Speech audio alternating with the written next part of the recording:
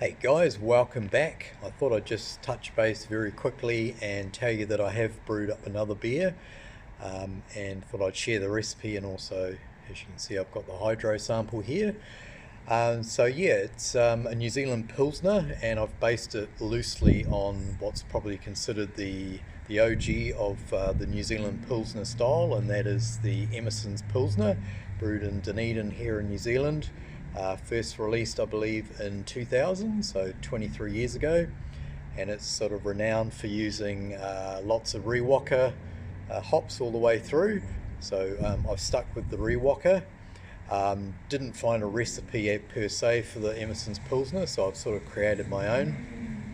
So just quickly running through that, I've used 92.5% Gladfields Pilsner malt, and I've used 5% Carahell, which I've seen a few other people using in things like Pilsners. It's meant to help with the foaming, the little bit of body, not that you want too much in a Pilsner, and also parts of very gentle caramel flavour, just a sort of smidge, and adds a little bit to the colour.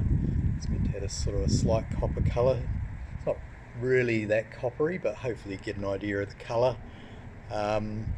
So yeah, stuck with that for my grain bill, and then a little bit of acidulated malt. I'll put the recipe below. And then sticking with what Emerson's do with their Pilsner, I've hopped, or will be hopping all the way through with Riwaka. So I used some at the end of the boil, did a hop stand, and then I've saved some for a dry hop. So yeah, check out the video.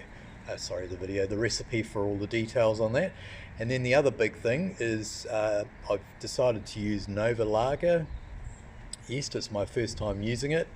I thought, well, why not try something different? I know a lot of you guys have had good success with the Novalager. It have a pretty good clean profile, doesn't produce a lot of sulphur. So yeah, thought I'd give it a whirl. The other thing I looked into is they recommend the temperature range for fermentation is between 10 and 20. I did think initially about going more towards the lower end, but I thought, well, seeing the Novalagers like this sort of new hybrid lager yeast, that why not sort of test it out a bit. So I've actually gone for 18 degrees for fermentation, so very similar to what I do my ales at.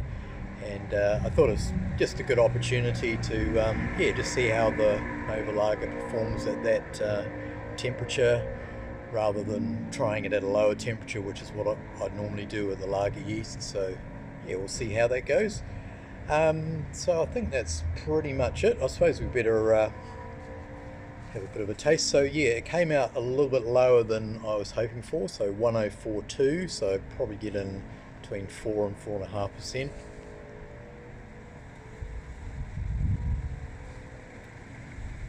And aiming for the sort of mid 30 IBUs, which is sort of middle of the range for a New Zealand Pilsner.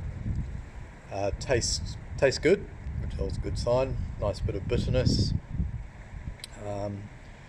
See, it's cleared up in the tube nicely, all the hop debris at the bottom. So yeah, really looking forward to seeing how this one turns out.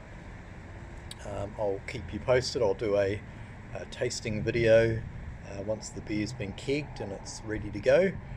So I think I covered everything. If you've got any questions, just sing out. Otherwise, we will catch you in the next video.